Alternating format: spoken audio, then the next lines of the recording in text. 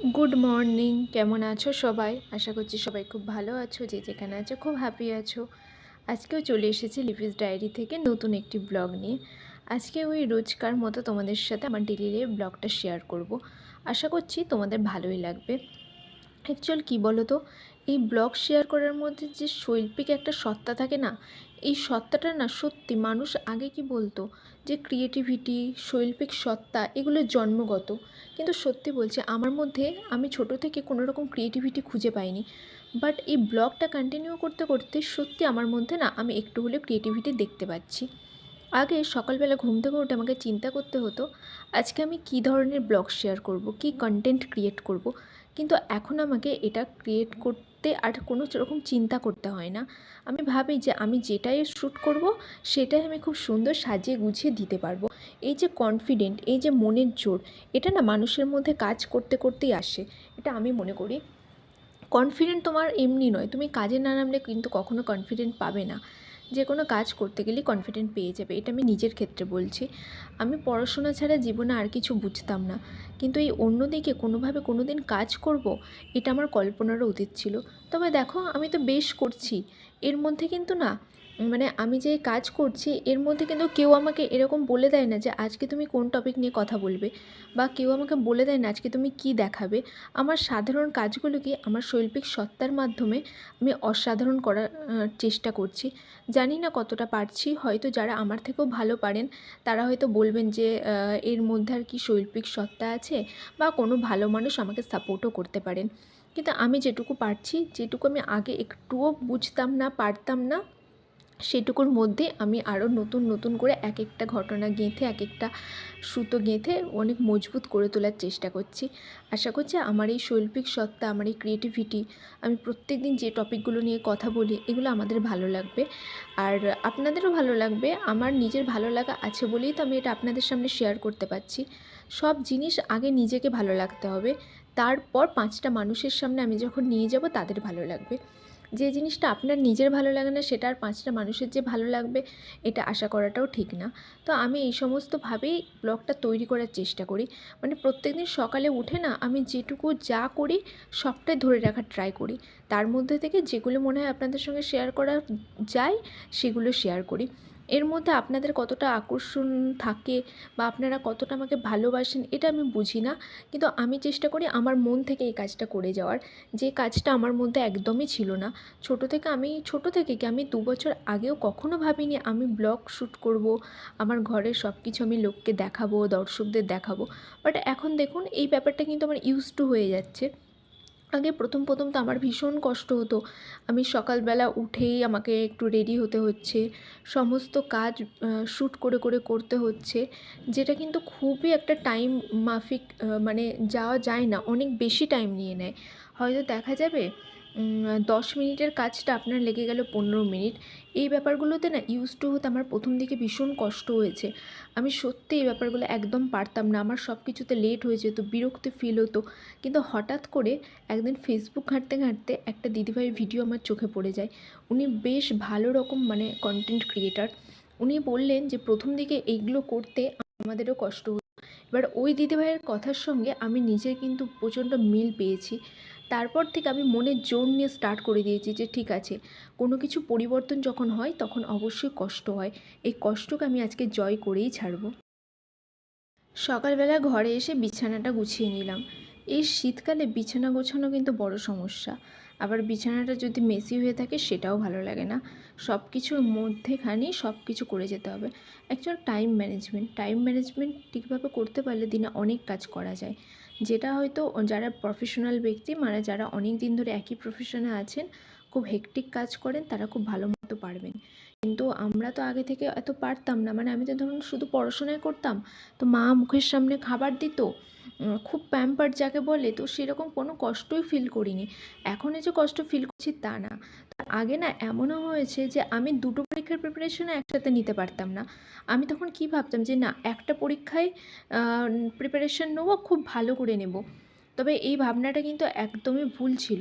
সব সময় কোনো কিছু ক্ষেত্রে, কোনো কিছুর ক্ষেত্রে না, সব কিছুর ক্ষেত্রে আমার মনে হয় প্ল্যান বি রাখাটা খুব দরকার। প্ল্যান বি রাখলে না হয়তো কোনো জিনিস খুব এ ক্লাস হলো না, বাট যে কোনো না যে কোনো দিক থেকে আপনি সাকসেস কিন্তু পেতেই পারেন।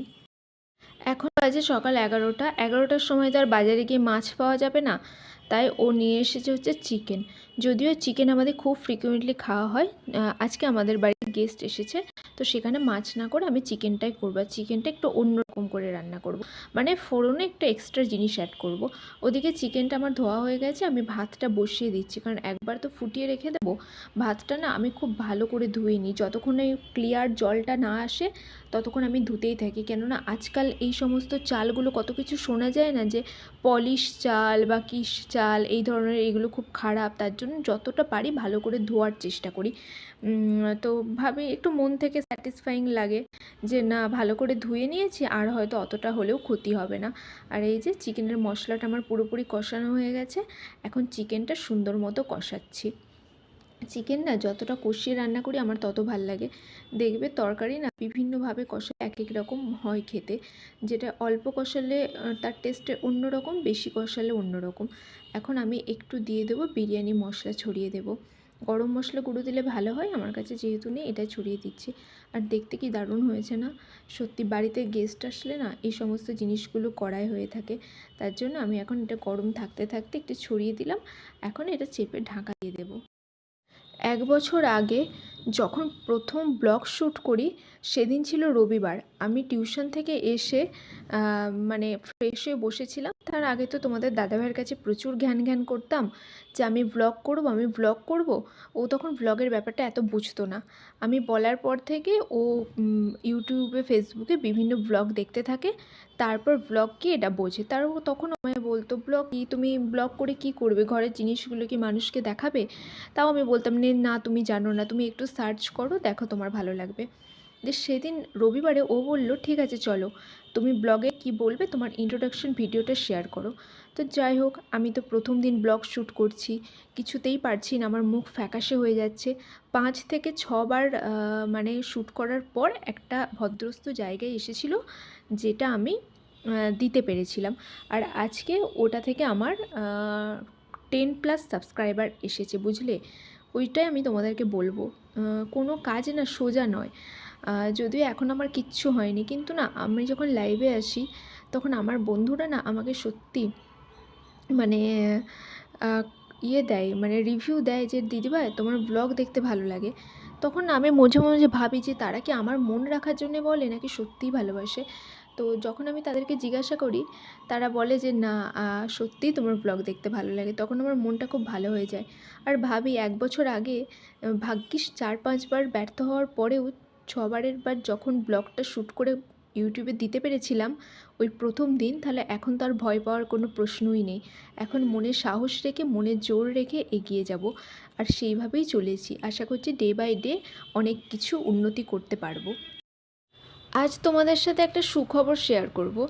আমরা যেখানে থাকি সেখানে না এতদিন কোনো রকম মোর সুপার মার্কেট বা কোনো রিলায়েন্স স্মার্ট পয়েন্ট এগুলো ছিল না।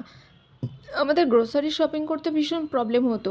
বড় বড় ধরো কমফর্ট বলো বা লিকুইড সার্ফ বলো, এগুলো আমাদের কিনতে হতো হয় অনলাইন থেকে, আর অথবা এমন একটা দোকান থেকে কিনতে হতো, সেখানে হয়তো আমাদের পছন্দ মতো জিনিসটা আমরা পেলাম না। যেমন আমরা ধরো এরিয়াল নিতে চাইছি, ওখানে এরিয়াল পেলাম না, আমাদেরকে সার্ফ এক্সেল নিতে হতো। আর ছোট ছোট জিনিসগুলো কিনে আনতে হতো। আর মুদির দোকানে গিয়ে দেখবে ও হয়তো তুমি চাল ডাল নুন তেল পাবে, এইগুলোর জন্য আবার বাড়িতে তোমাকে যেতে হতো। তো এখন তো আমাদের এখানে একটা স্মার্ট পয়েন্ট ওপেন হয়ে গেছে জানুয়ারির 12 তারিখে। তো আমি তো ভীষণ খুশি হয়েছি। আমাদের বাড়ির সামনে দিয়ে অ্যানাউন্স করতে করতে যাচ্ছিলো। তো আমি যেদিন খেয়াল করেছি তোমাদের দাদাভাইকে বলছি, যাও তুমি গিয়ে দেখে এসো কীরকম কী আছে, আর জিনিসপত্র সব ভিডিও করে নিয়ে এসো। আমি দেখে তারপর আমাদের মাসের বাজার যখন করতে যাব এখানে চলে যাব। তো সেদিন সন্ধ্যাবেলা তোমাদের দাদাভাই চলে গিয়েছিলো। আর সুপার শপগুলোতে যেমন জিনিসপত্র পাওয়া যায় সবই আছে। অ্যাকচুয়াল কিছু দেখবে ফ্রেঞ্চ ফ্রাইজ এইগুলো না আমরা এখান থেকে পাই না, এগুলো বেশ এগুলো থেকে পাবো। মাঝে মাঝে তো খেতেও ভালো লাগে, যদিও শীত চলে গেল। তো তোমাদের দাদাভাই গিয়ে এই সমস্তগুলো ভিডিও করে নিয়ে এসেছে। আমি বলেছি যে তুমি ভালো করে ভিডিও করবে, আমি একটু ব্লগে শেয়ার করব, আর আমিও যাব। তো খুব ভালো লাগছে। আগে না আমরা অনেকটা দূরে যেতাম, আমাদের বাড়ি থেকে প্রায় 20 কিলোমিটার দূরে এরকম একটা সুপার শপ ছিল, ওখানে গিয়ে আমরা বাজার করে নিয়ে আসতাম, গাড়িতে করে যেতে হতো। আর যখন ছোটোখাটো একটা জিনিস শেষ হয়ে যেত তখন এখান থেকে নিতে হতো। কিন্তু দেখবে বাড়ির কাছাকাছি থাকলে চট করে ধরো আমি গিয়ে কোনো একটা জিনিস নিয়ে চলে আসতে পারবো। কিন্তু যেখানে আমি 20 কিলোমিটার দূরে যাব সেখানে তো আমার মানে অত চট করে নিয়ে আসা যাবে না। তো আমরা এখানে কয়েকবার গেছি, কিন্তু তারপর না খুব হেক্টিক হয়ে গেল, খরচও বেশি পড়ে যাচ্ছে দেখছি, জিনিসপত্রের থেকে গাড়ির তেল খরচ, আবার সময়টাও বেশি লাগছে, এইসব মিলিয়ে আর যাওয়া হতো না। তখন মানে এক্সেপশনাল কিছু জিনিস তখন আমরা অনলাইন থেকেই নিয়ে নিতাম। তো তোমাদের দাদাভাই এই ভিডিওগুলো করে নিয়ে এসেছিলো। আর এখন হচ্ছে আমার সমস্ত কাজ শেষ হয়ে গেছে, রাতের বেলা আমার কাজ থাকে জামা কাপড়গুলো গুছিয়ে আলমারিতে ভরা। তো আমাদের আলমারিতে আমি এখন এগুলো গুছিয়ে ভরে রাখছি, কেননা ঘরে না জামা কাপড় একদম ছড়িয়ে থাকলে ভীষণ খারাপ লাগে আর ভালোও লাগে না। অ্যাকচুয়াল দেখবে ঘর পরিষ্কার পরিচ্ছন্নের সঙ্গে না মনের অনেক সম্পর্ক আছে। ঘর যেদিন পরিষ্কার পরিচ্ছন্ন থাকে মনটা ভীষণ ভাল লাগে, আর যেদিন ঘর ভালো থাকে না, পরিষ্কার পরিচ্ছন্ন থাকে না, মনটা একদম মানে কীরকম লাগে। তো এই সব মিলিয়ে আজকের ভিডিওটা তোমাদের সাথে শেয়ার করলাম, তোমরা পুরোটা দেখো, আশা করছি তোমাদের খুব